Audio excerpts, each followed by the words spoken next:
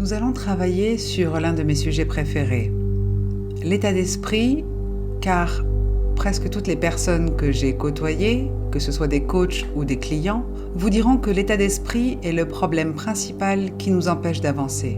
Aujourd'hui, nous allons donc voir comment ou pourquoi et quand vous avez acquis un état d'esprit négatif et comment l'inverser afin qu'il soit positif pour le reste de votre vie. On est tous avec un état d'esprit positif, car dans le ventre de notre mère, tous nos besoins étaient satisfaits. Nous étions nourris, il y faisait toujours chaud, nous étions connectés à quelqu'un d'autre. Quand un bébé naît, il a donc une croyance puissante.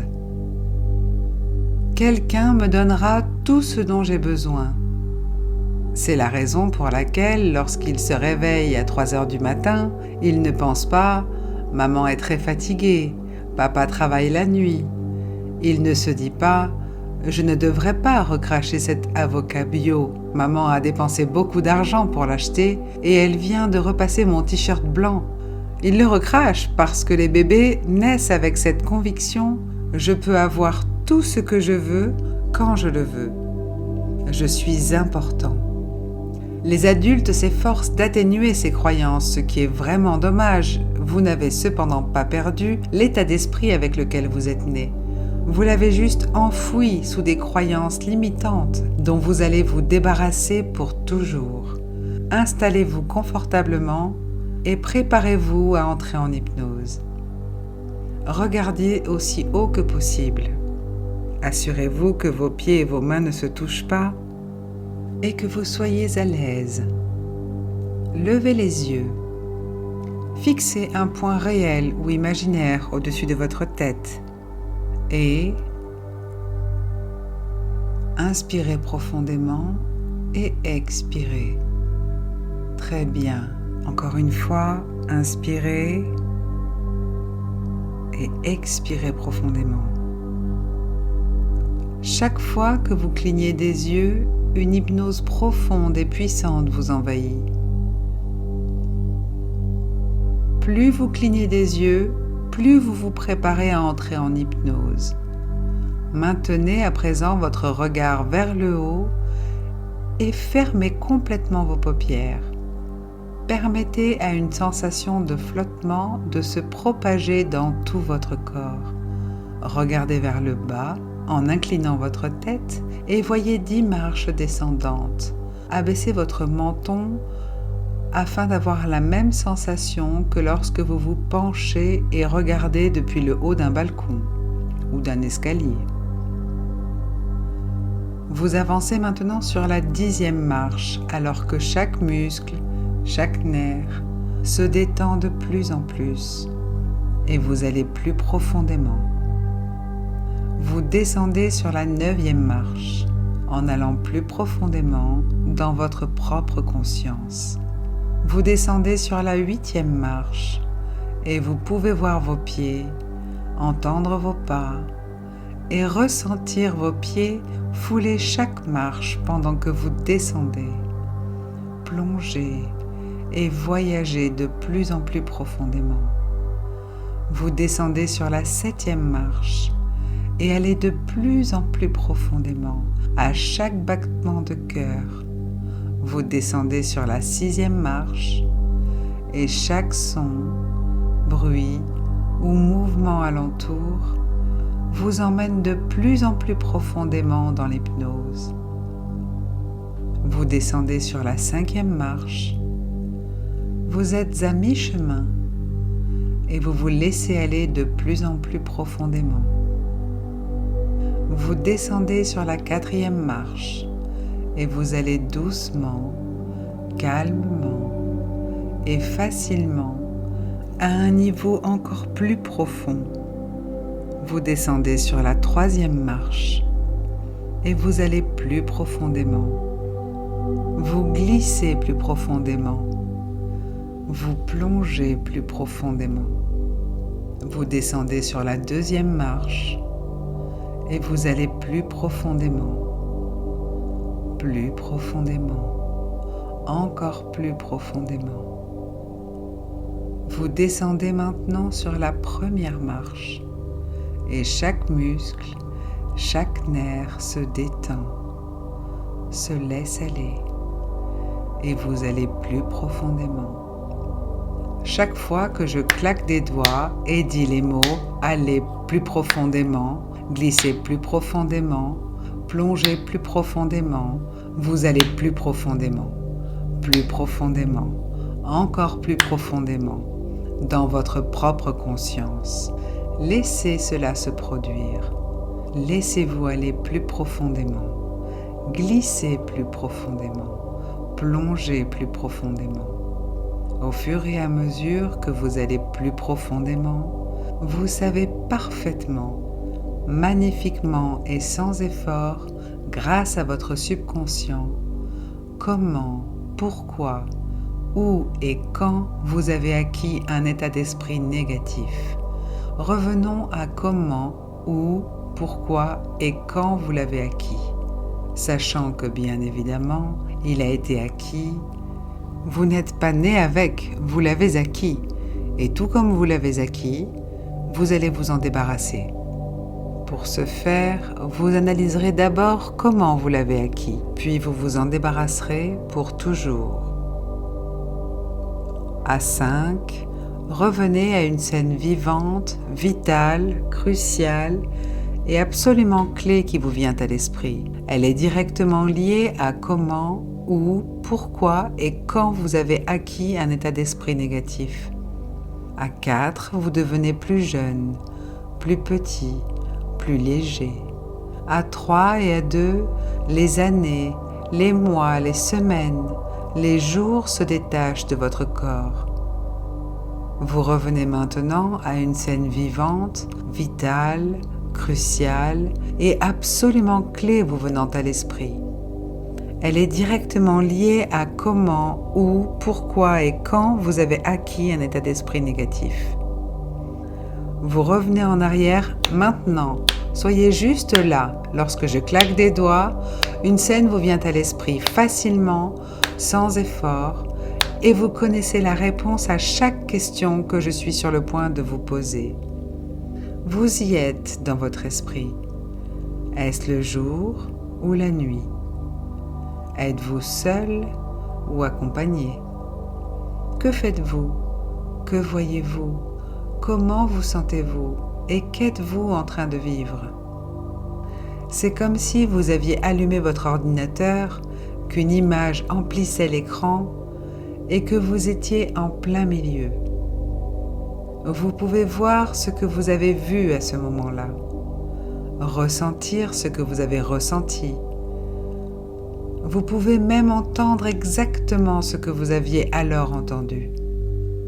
Lorsque je claquerai des doigts à 3, vos oreilles seront grandes ouvertes et vous pourrez entendre quelque chose qui vous a conduit à devenir plus négatif que ce que vous vouliez.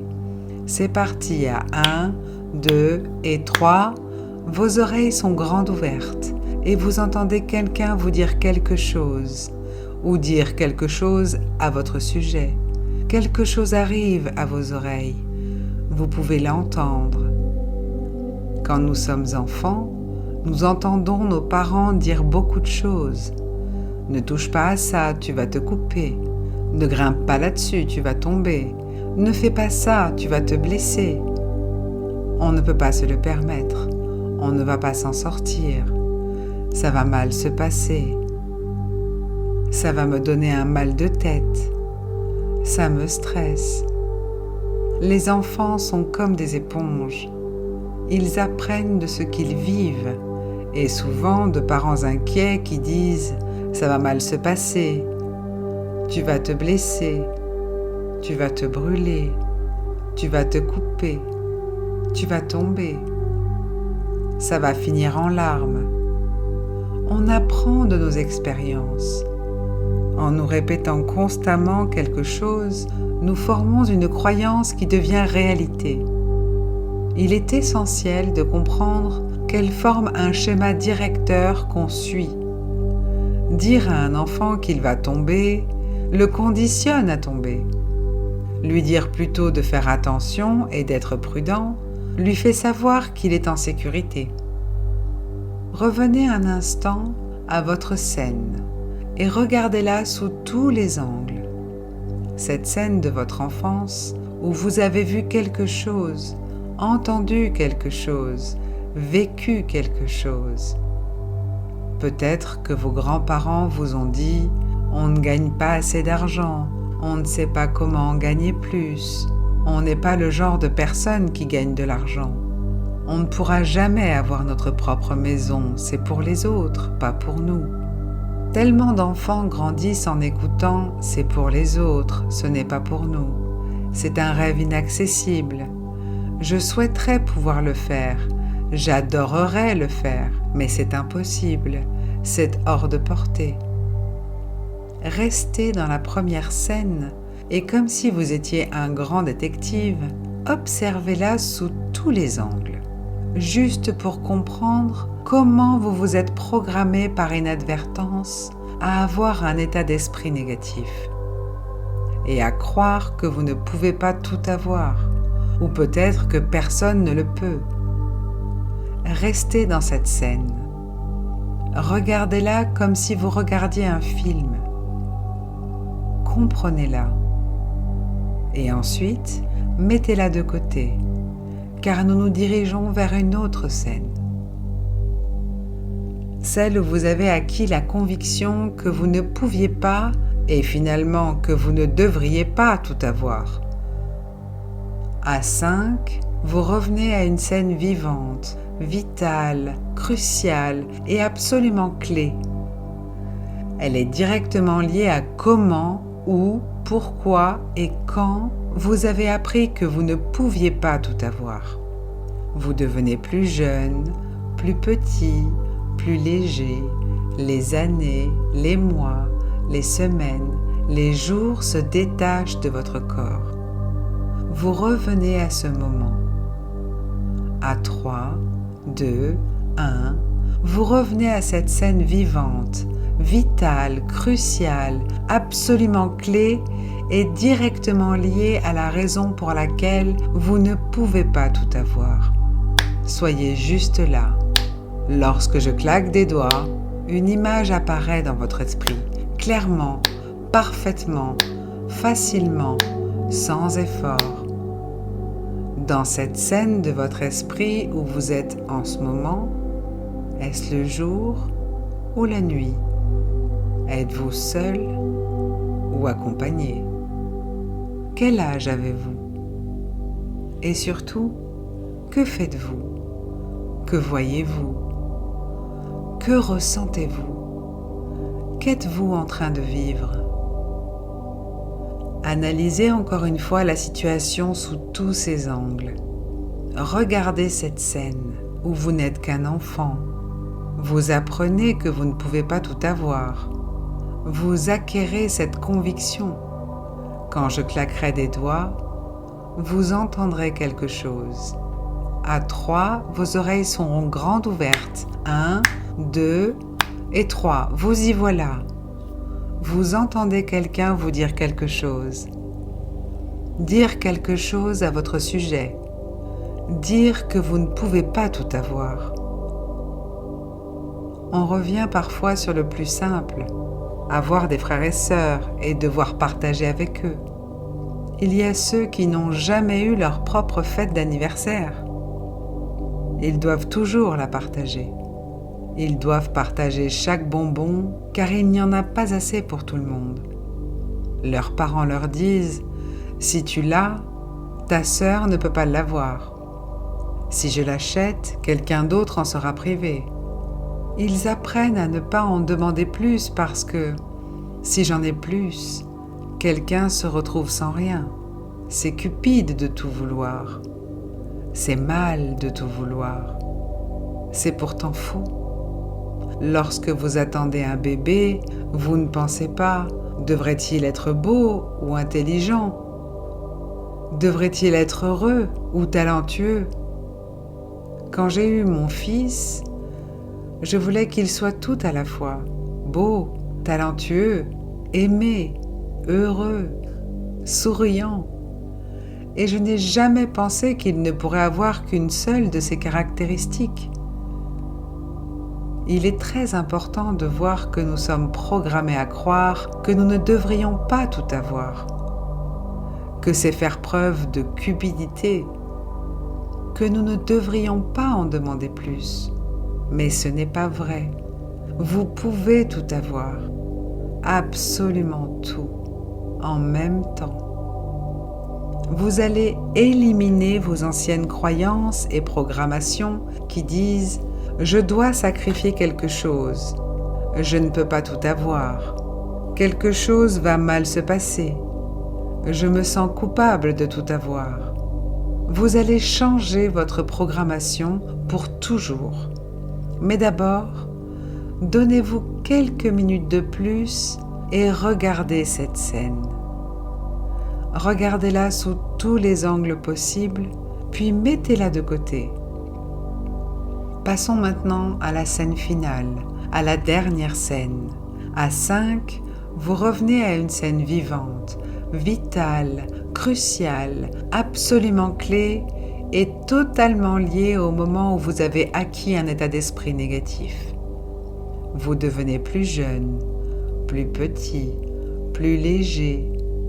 Vous revenez à une scène vivante, vitale, cruciale, absolument clé et directement liée au moment où vous avez perdu votre état d'esprit positif et l'avez remplacé par un autre quelque peu négatif. Vous devenez plus jeune, plus petit, plus léger. Vous revenez maintenant à une scène vivante, vitale, cruciale et directement liée au moment où vous avez changé votre état d'esprit positif pour un plus négatif. Vous y revenez maintenant. Soyez juste là. Lorsque je claque des doigts, une scène vive, vitale et absolument clé vous vient à l'esprit. Dans cette scène, est-ce le jour ou la nuit? Êtes-vous seul ou accompagné? Que faites-vous? Voyez-vous? Ressentez-vous? Que vivez-vous en ce moment? Vous pouvez ressentir ce que vous avez ressenti. Vous pouvez entendre ce que vous avez entendu. Vous pouvez voir et vivre exactement ce que vous avez vu et vécu à ce moment-là. À 1, 2, 3, vos oreilles sont grandes ouvertes. Vous pouvez entendre quelque chose directement lié à ce qui est arrivé, à l'état d'esprit positif, fantastique que vous aviez.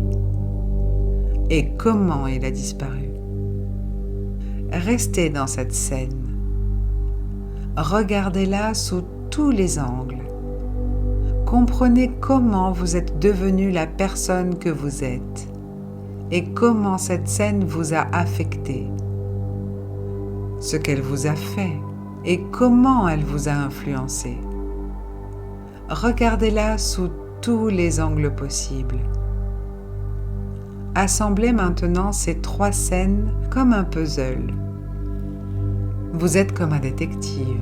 Vous avez devant vous 3 captures d'écran, 3 vidéos de votre vie, les 3 scènes que vous venez de voir et vous les comprenez.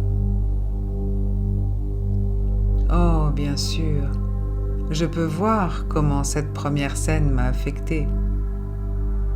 Je peux voir comment cette deuxième scène m'a affecté. Je peux voir comment cette troisième scène m'a affecté. Et quand je les vois ensemble, je comprends qu'elles m'ont été enseignées en quelque sorte, transmises. Elles m'ont conditionné à croire que je ne pourrais pas tout avoir et à attendre que les choses tournent mal. C'est quelque chose qu'on m'a enseigné. Ce ne sont pas mes croyances. Ce sont celles de quelqu'un d'autre. Un enseignant, un proche ou l'un de mes parents. Il m'a dit des choses qui avaient du sens pour lui, mais qui n'en auront jamais pour moi. Regardez donc ces 3 scènes sous tous leurs angles. Analysez-les comme si vous étiez un grand détective avec de grandes compétences analytiques et une grande compréhension. Vous voyez bien quand on vous a enseigné les croyances de quelqu'un d'autre et que d'autres personnes les leur avaient enseignées. On vous a enseigné des choses obsolètes et démodées qui ne vous sont pas utiles. On met tout le temps à jour nos logiciels, mais il y en a un en vous qui doit aussi être mis à jour. Vous avez des croyances qui ne sont pas les vôtres. Imaginez-vous les mettre dans une valise, prendre toutes vos croyances inutiles et les mettre dans une valise, la jeter et dire « Je ne vais plus jamais supporter ces croyances qui appartiennent à d'autres. Elles ne me servent pas, elles ne m'appartiennent pas.